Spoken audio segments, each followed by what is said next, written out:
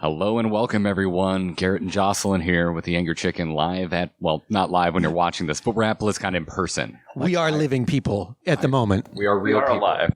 We are alive, hopefully. Mm-hmm. I'm being poked by Jocelyn, everyone. But we are here with Chad Nervig, better known as Celestalon, who you all probably remember from the Zephyrus interview episode we did. Glad to be here. Yes. And we're also here with Dave Kosak, who you should remember from multiple episodes of the Angry Chicken. Kobolds and Catacombs, I think, was the first one we talked about. Hello again, Angry Chicken. You crashed the live in a hotel ballroom recording. That's right. Yeah. I have to say, I have to just come out and say, you guys are my favorite disgruntled poultry-based podcast that I've ever been on. Absolutely, by far. Our plan was, if the Hearthstone thing didn't work out, we could pivot into agriculture. Oh yeah, that would work. Yeah, that would work. Ill-tempered agriculture. Sure. So, anyways, obviously we are here to talk about Descent of Dragons, the third and final expansion for the year of the dragon. You put the dragons in the year of the dragon. Dragons in the year of the dragon. I think it was kind of the plan all along. We were hoping people would be like, "Where's the dragons?" And then we could say, "Dragons!" And was it people or was it just Brian Kibler? I think everybody wanted more dragons. Yeah, I think everyone did.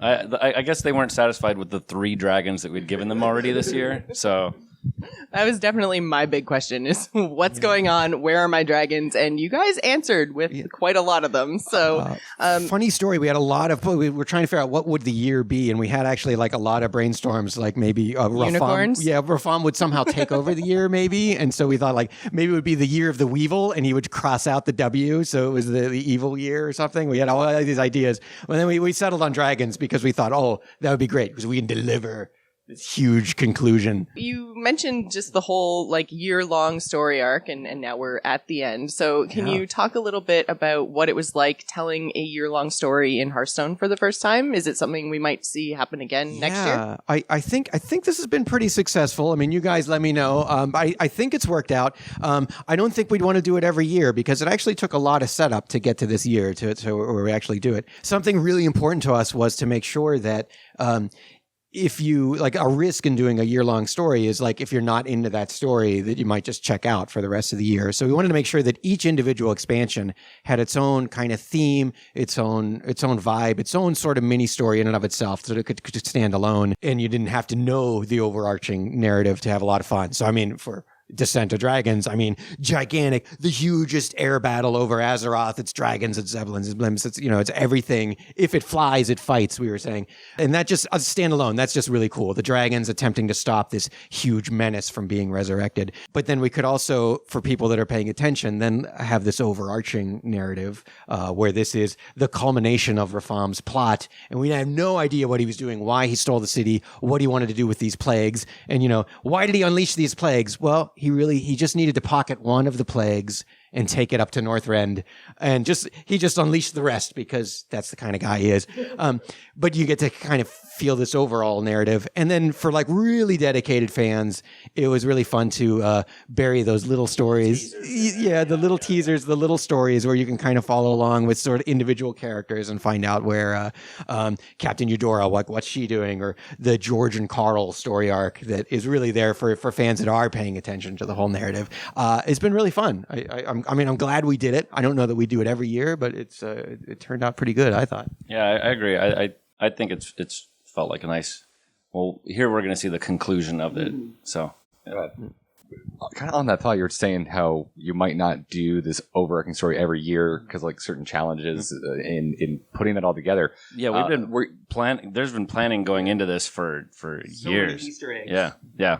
Right. So, were you worried, for Year of the Dragon specifically, was there a concern about locking 5 classes into evil, 4 classes into, the good guys? Was there ever a point where you thought that would be limiting? There definitely was a point where we thought it could be done wrong.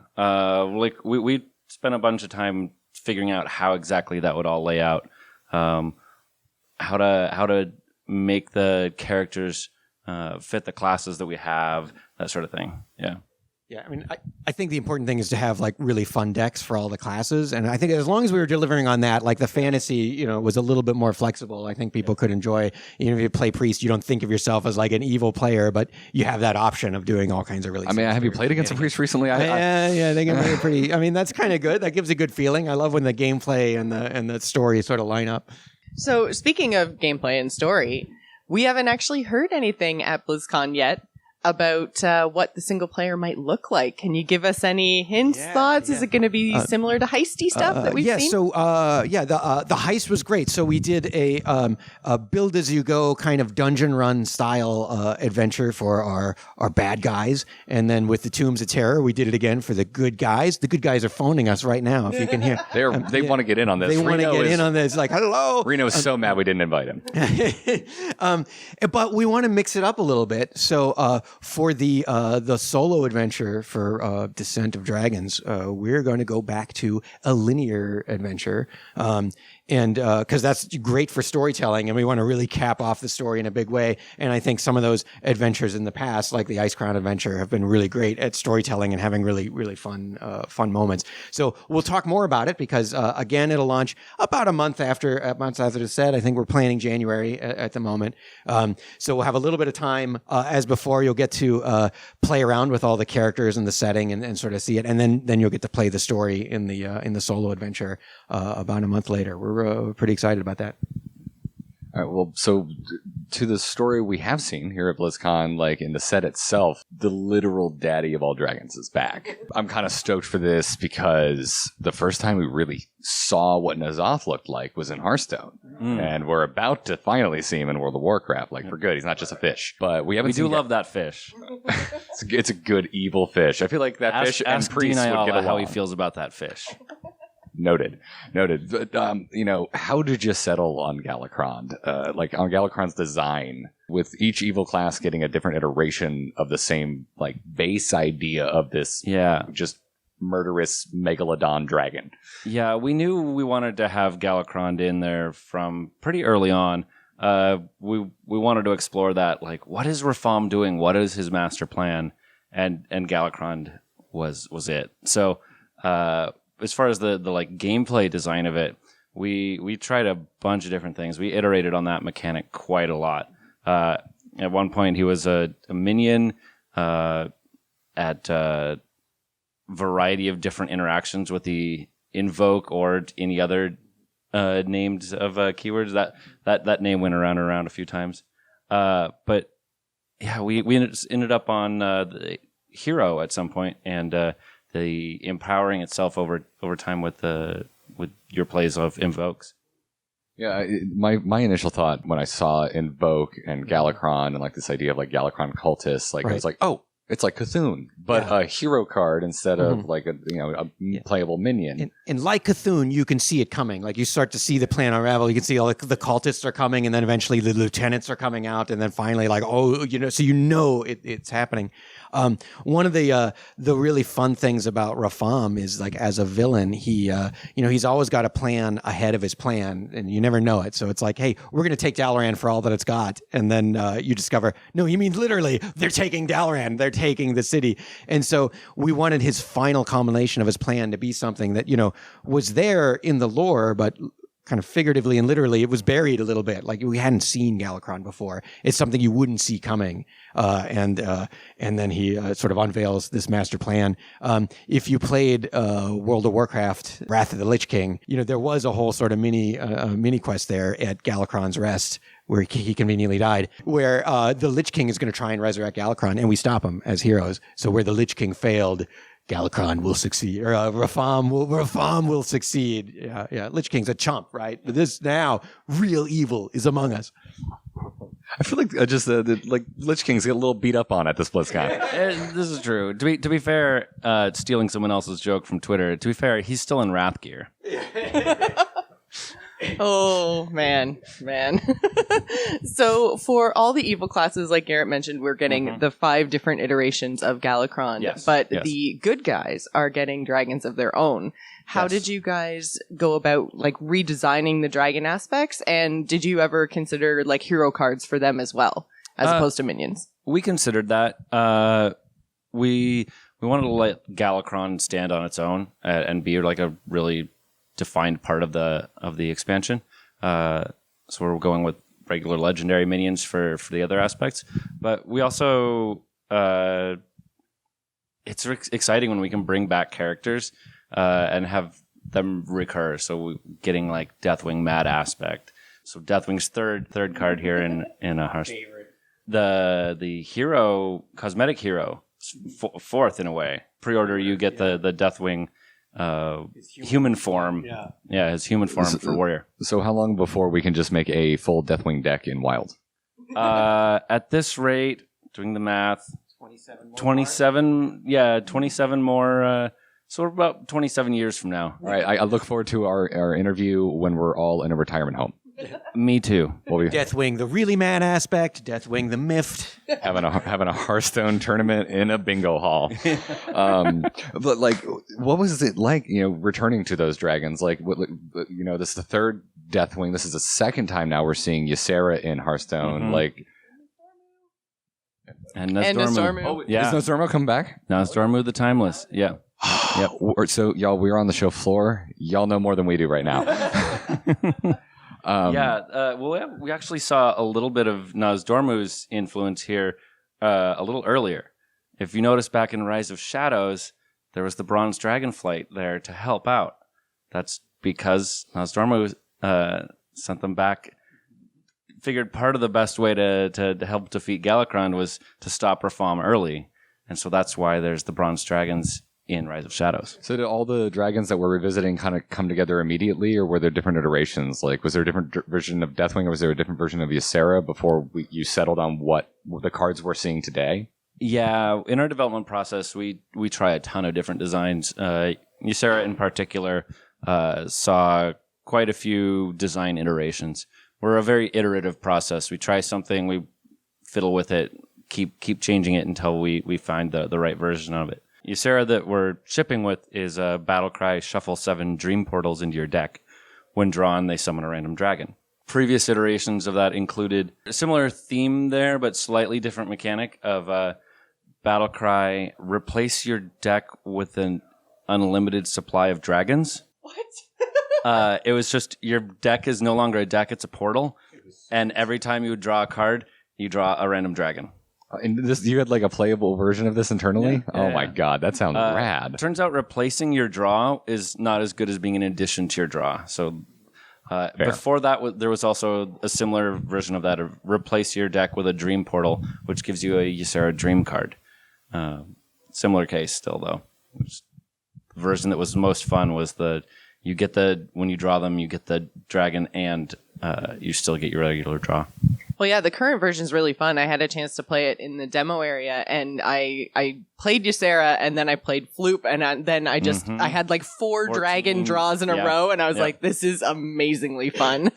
She's literally my favorite card in the set. Yeah, she was really, really fun to play with. So we talked a little bit about dragons and stuff that's coming in the next expansion, but we also got a new keyword that's kind of close to what we've seen in the past, but a little bit different, with side quests. Yeah. And that just kind of came out of left field. Like, everyone's talking about invoke this, Galakrond that, and then, oh, by the way, in the demo, here's a side quest. What? Yeah, side quests are real fun. A different take on quests. Quests, as you know, so far have been legendary, start in your hand, and you build your whole deck around them. We wanted to try a different version of that that's much smaller, more bite-sized chunks of that similar gameplay. So you get to put multiple copies of these in your deck. There are multiple quests. There are multiple side quests for the good classes, the explorer classes, and you can have them up at the same time as a quest. And they're just like smaller chunks, so you don't have to build your whole deck around them. They just interact well with your normal gameplay and can fit in a variety of flexible decks. They're very flexible. Yeah, you can do all kinds of things with side quests. And they'll usually complete in like 1 to 3-ish turns. So then with side quests, now this is the second time in this year that we've seen quest type mechanics. Is this something like Discover that might stick around for a while? Because we really like quests. It's something we'll consider for the future. Nothing to announce on that currently, but Yeah, part of it was the story for the year. What would our heroes be doing? And heroes often go on quests, so we brought back sort of the main quests in legendary quests in Saviors of Doom, and then wanted to have them be able to do something here, something special, side quests, and kind of tell a little bit about the characters. You see Reno learning Draconic and a little kind of mini stories. Reno learning Draconic. Mm-hmm. Shouldn't he already speak it? Wow, you see, buying into the conspiracy theories. I'm not buying it. I'm just looking for answers. Just answers. The truth is out there somewhere. I want to believe. So, kind of circling back around Evil versus League of Explorers and that class mechanics. I mean, 5 classes got lackeys in Shadows, and 4 classes, returned or became Highlander decks for the first time in Uldum. What was it like for the first time this year, like bringing a theme in terms of dragons to all 9 classes, like breaking out of that right. specificity? Well, this is just the set's all about dragons, and we want to deliver dragons to all the classes, both good and evil. It's a epic just air battle, and everyone needs a good dragon involved for that. Yeah, part of the fun was brainstorming. I mean, we had the kind of the 5 main dragon flights, but then let's brainstorm some other dragons and maybe add some something to Hearthstone that's unique. So we introduced Waxadread, right? Yeah. So what would a rogue dragon be? What would Togwaggle really want out of a dragon? So Waxadread. What about a Wax Dragon? And he shows up in the art for several cards. Waxadread's a lot of fun. Very very Hearthstoney to have a Wax Dragon. It was fun trying to figure out which dragon flights would ally with which classes most. So we've got the main ones, the reds and blues and greens and such.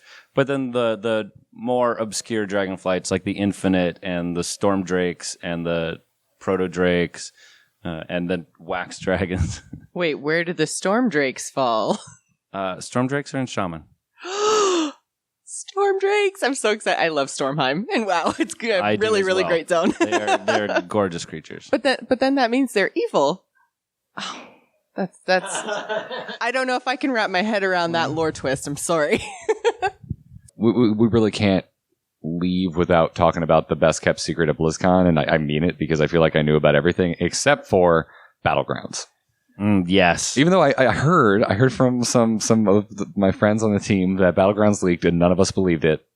I never saw it. I never saw that leak. It was like a last minute leak, I think. So if you were sleeping, you might have missed it. Okay. How has it been like working on this internally, getting to play it? Like I know I don't believe either of you were like developers specifically.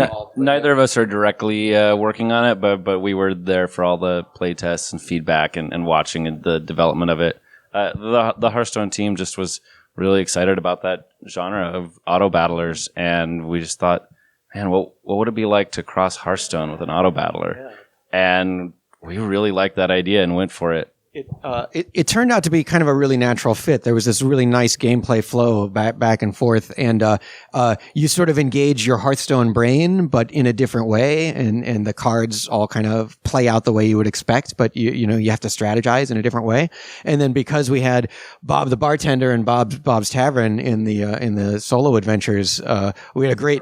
Yeah, it was a perfect fit. We had a great method for, like allowing you to tinker with your setup and then go into combat and then go back and tinker with your setup. And that felt really good. I think it's just a wonderful meld with Hearthstone. And I think you guys got a chance to play it. So yeah, it was the first thing I went and played. Yeah. And, it's beautiful. It's beautiful when you come to BlizzCon and you can say like, hey guys, in a couple weeks, you could play it. Yeah. I love being able to announce something that's There's about been quite a bit of that at this BlizzCon. Yeah. This BlizzCon has been huge. This is a really good one for us. So, but we are so excited about Battlegrounds. I am really excited to play it on live.